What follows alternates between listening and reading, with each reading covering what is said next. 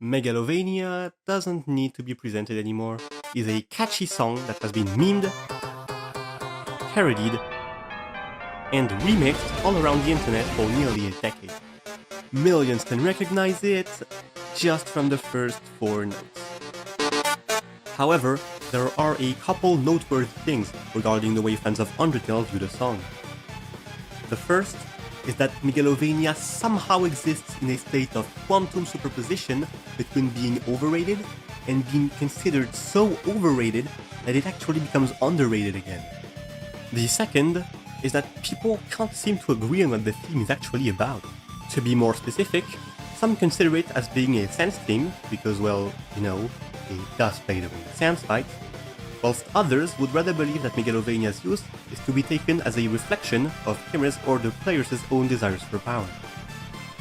All of these fandom candidates have some arguments to back them up and feel like they could make sense in some regard, but if we're aiming at trying to find an actual answer to this question, we're gonna have to put in a little more effort than just asking ourselves whether that feels right. There are a number of things to be said about Megalovania which may fit more or less with one option or another. So let's take a look at those and see what happens when you gather them all together, so that we can figure out what did tobyfox really have in mind when he decided to add the song into the game. First, let's start with something very basic, the name of the song itself. The name Megalovania comes from a mix between the words megalomania and Transylvania. Megalomania is a reference to a track from an older Japanese game called Live Alive, released in the 90s, from which tobyfox took some musical concepts to create Megalovania. But beyond that, Megalovania is also a word used to refer to an urge to obtain power and control. As for Transylvania, it is the name of a region in the country of Romania, which is mainly known for being associated with vampires. The reason why it was used for the song's name was because tobyfox wanted to give the song a bit of a creepy Halloween vibe to it. While this might be a bit strange to hear at first, it actually makes a lot of sense considering that Megalovania was not originally meant to be an Undertale song. Indeed, the song was first created for one of tobyfox's earlier projects, a Halloween-themed hack for Earthbound. Keep this detail in mind, by the way, it's going to be relevant again later on. Going back to our fandom candidates. The first thing that comes to mind when hearing this would be Chara's speech at the end of Genocide, in which they present power as the purpose of their reincarnation, and basically just quote the textbook definition of megalomania.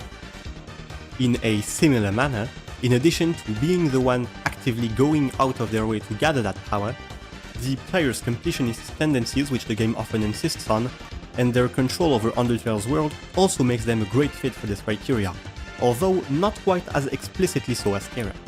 It is, however, much harder to make sense of this with Sans, as his attempt at preventing what he believes to be the incoming end of the world at the hands of the anomaly by making them give up before they reach the point of no return is most certainly not a display of megalomania, and neither is slacking off on the job. On the other hand, one issue here with Chara is that, well, unlike the other two, Chara isn't even actually fighting during that battle.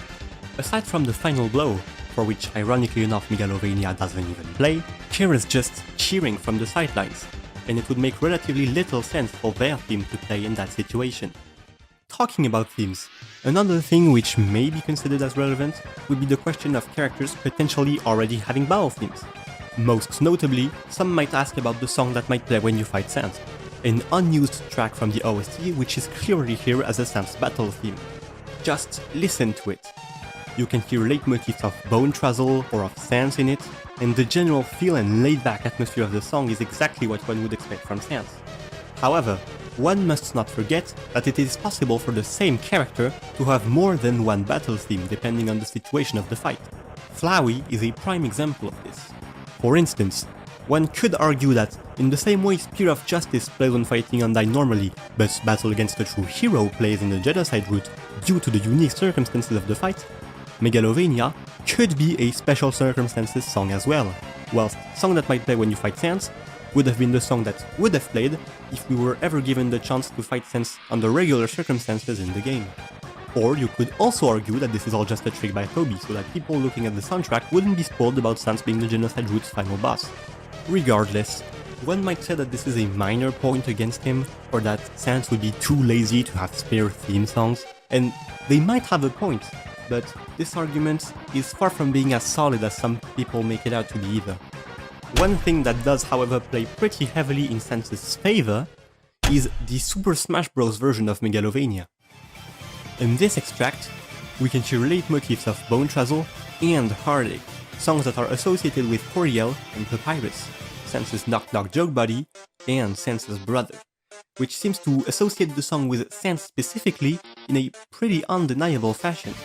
This brings us to the fact that the Undertale version of Megalovania just doesn't contain leitmotifs of any other song in the game, which, considering that Toby uses leitmotifs so much that some Let's Players can hum along to songs they literally haven't heard before, is pretty astounding and really sets it apart. You would expect a theme associated with Chara to have leitmotifs from Undertale, or his theme, or even those creepy noises from the end of Genocide with triple Z's in the file names, or if that doesn't fit well enough with the intense pacing of the song, which by the way would work with any of those three candidates, then at least have something small or something in the background, like how his theme was hidden within Finale. But no, nothing. And Sans has a similar problem, although to a smaller extent, since he does actually get leitmotifs in the Smash Bros. Version. On that regard, the player would be the more fitting option by default. But when thinking about it a little longer, it is not that surprising that the song doesn't have Undertale leitmotifs, considering that, as mentioned earlier, Megalovania has its origins way back in Toby's Earthbound Halloween hack, meaning there was already a finished song years before Undertale, and that adding whole new leitmotifs into it now might have felt a bit weird. That being said, here we actually have another point in favor of the player. While Chara and Sans obviously don't exist in that world, tobyfox himself has already directly confirmed that the player was a canon entity in the Earthbound Halloween hack, as well as that the player is the one in control pushing the game forward towards its unavoidable ending. This would render both of these Megalovania versions coherent to each other if it was intended to be for the player. While it just wouldn't really be as fitting if Toby had decided to reuse the song for another game, only to make it about some totally new character he made up instead this time around. Oh, and while we are at it, Megalovania was also used in Homestuck before Undertale, which presents pretty much the same problems, as Homestuck also loves such meta-narratives, something that Toby does seem to be quite fond of. One thing that would go against it being for the player, however, is that one of the leading arguments that led to the popularization of that theory in the first place actually doesn't really work. That argument states that the character whose theme plays is the one that gets the second turn in the battle. In other words, the one that is being fought against. And that since Sans actually is the one that steps in and gets the first turn in his fight, then the player would be the one whose theme would be playing, because rather than us fighting Sans, here it would be Sans fighting us. But there are a few issues with this. For instance, Undyne in the neutral route actually gets the first turn as well, he just uses it to turn us green, and well, Megalovania doesn't play during that battle. Same goes for both the first encounter with Flowey and the one at the end of neutral, in which Flowey is also the one that attacks first. Overall, that argument is pretty crumbly and also really stretchy. It's just not very reliable. For another thing that deserves to be mentioned, I said earlier that Megalovania had no other Undertale leitmotifs in it. However, that doesn't mean that no other Undertale song has any Megalovania leitmotif. There is actually a grand total of 1. But it is an interesting one. At the very end of the pacifist route, during the endgame credits.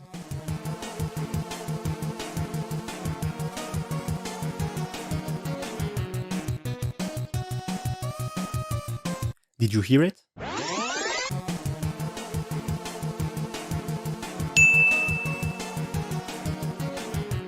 It is faint, and if it wasn't so conveniently placed, and if Toby wasn't such a leitmotif maniac, it could have very well been a coincidence.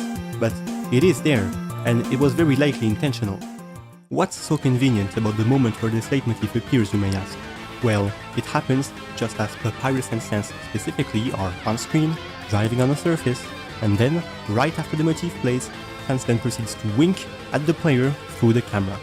Chara meanwhile has really nothing to do with this scene. And that should pretty much be it for the direct arguments. But before wrapping this part up, there's actually one more side to this that also deserves to be brought up, as it would be pretty unfair to ignore it: the narrative aspect. Now, yes, I know, the narrative aspect of Undertale is a hotly contested topic. But before writing your angry comment, consider that the only part of it that interests us today is one that Toby has already spoken up about.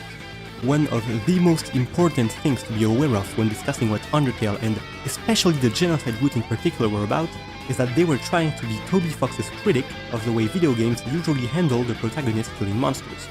In your average adventure game, the players will kill any enemy standing in their way, in the pursuit of quote-unquote saving the day, without thinking about the consequences such a heroic behavior might have in world. As a matter of fact, one of Toby's earliest inspirations for Undertale was another old Japanese game called Moon Remix RPG Adventures, that is about repairing the damage that an RPG hero left behind, as they killed monsters, ransacked people's houses, and other awful things that RPGs usually let you do as the protagonist during your journey. In particular, Toby wanted to criticize the concept of grinding, in which RPG players would stick around in one spot and butcher dozens of monsters without a second thought, for no reason other than to farm EXP and LV to get stronger and looking at the numbers going up. Toby's idea to criticize killing monsters was to make the player look back on the consequences of their choices. To make them look back at the Goomba they just stomped and ask them, what if it had friends? Hobbies? What if it was just doing its job to feed its family? Yeah, and it was also planning to go see a movie with its best friend tomorrow, which they had both been planning for months. But now, that can never happen, because this Goomba is never coming home. This is why Toby Fox took so much effort to make it so that every single monster in Undertale would feel unique and alive, with their own personalities and connections, rather than to be generic RPG monsters. As the game itself says it, any monster could be someone else's story arc, because those aren't just monsters standing in your way that you're killing. They're people, and they matter too. And that is why Undertale advertised itself as the RPG where no one has to die. In a purely thematic way, one of the most important things to understand about the Genocide root is that it is Toby's way of saying that by going out of your way to destroy all of these monsters anyways, in order to grind the XP and watch those numbers rise like you would in other games, you, as the so-called hero, are the real bad guy here that others need to stop. And although we are still the protagonists, and they are still the bosses, the game's narrative treats it as if it were the other way around, as a way to call the player out on this whole thing. With things such as the sounding of Undyne's battle, or the fact that many of the mechanics in the stand fight feel like the usual way fights play out in Undertale have been turned upside down on us. And so, following those ideas, even if the turn-based argument for it from earlier doesn't work, Megalovania being used as a theme for the player would serve as a perfect way to illustrate that narrative message, on top of also being a great parallel to the Earthbound Halloween. Now, you could also make this same narrative message work with Chara too by interpreting their dialogue about numbers going up in a certain way, but it just isn't quite as fitting either. Okay, so now let's assemble all of that into one little graph and get our answer. Megalovania is the theme of... Well, that is disappointing. So, we run into a bit of a problem there. None of the candidates is able to provide a satisfying answer. Nothing quite works. The player might tick the most boxes overall, but there is simply no convincing way to explain the way Megalovania specifically goes out of its way to associate itself with Sans on a number of occasions, in a way that excludes the player. Meanwhile, the skeleton suffers from the fact that no matter what way you spin it, this song just doesn't fit him at all.